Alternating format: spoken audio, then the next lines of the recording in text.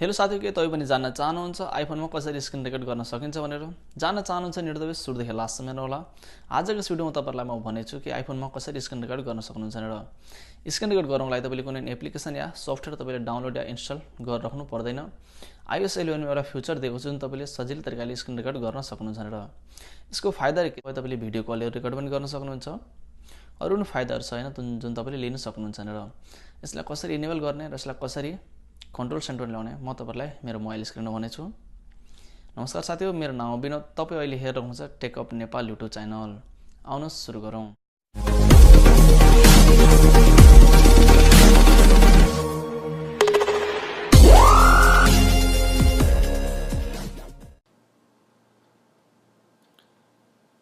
तपाईले आइफोनमा screen record गर्नको लागि सेटिङ ओपन गर्नुहोस्।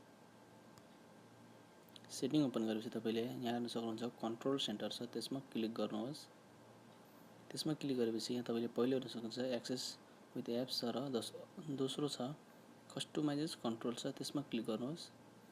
र तपाईले यहाँ हेर्न सक्नुहुन्छ मेरोमा हैन यहाँ एड भएको छ, पहिलेदेखि नै मैले एड गरेको छु र मेरो यहाँ शो गरेको छ। तपाईको यहाँ शो हुँदैन, तपाईको त तलतिर शो हुन्छ। जस्तै मैले यसलाई रिमुभ गरे भने तपाईले यहाँ हेर्न सक्नुहुन्छ हैन, यहाँ हेर्न सक्नुहुन्छ यहाँनेरि शो भइरहेछ।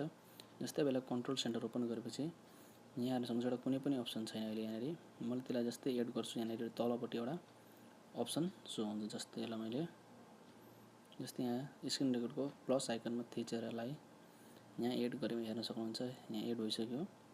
एड भएपछि तपाईले यहाँ हेर्न सक्नुहुन्छ यसलाई यहाँ हेर्न सक्नुहुन्छ एउटा अप्सन बढिरहेको छ जुन हैन, यहाँबाट तपाईले यसलाई कन्ट्रोल सेन्टरमा ल्याउन सक्नुहुन्छ र यहाँबाट तपाईले स्क्रिन रेकर्ड गर्न सक्नुहुन्छ।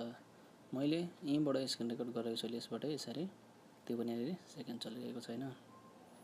तपाईले यहाँबाट स्क्रिन रेकर्ड गर्न सक्नुहुन्छ र तपाईले अरु पनि हैन कन्ट्रोल सेन्टरमा ल्याउन चाहनुहुन्छ भने यहाँबाट तपाईले एड गर्न सक्नुहुन्छ।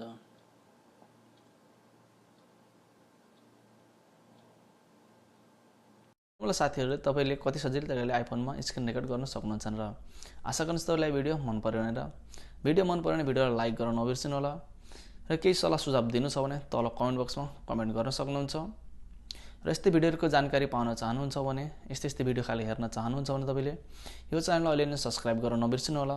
च्यानल सब्स्क्राइब गर्नको लागि तपाईले तलको रेड कलरको बटनमा थिचेर सब्स्क्राइब गर्न सक्नुहुन्छ। सब्स्क्राइब गरिसकेपछि तपाईले बेल आइकनलाई प्रेस गर्न नबिर्सिनु होला ताकि मैले कुनै पनि भिडियो अपलोड गरे भने सबैभन्दा पहिले तपाईले हेर्न सक्नुहुन्छ। Thanks for watching, take care, good by.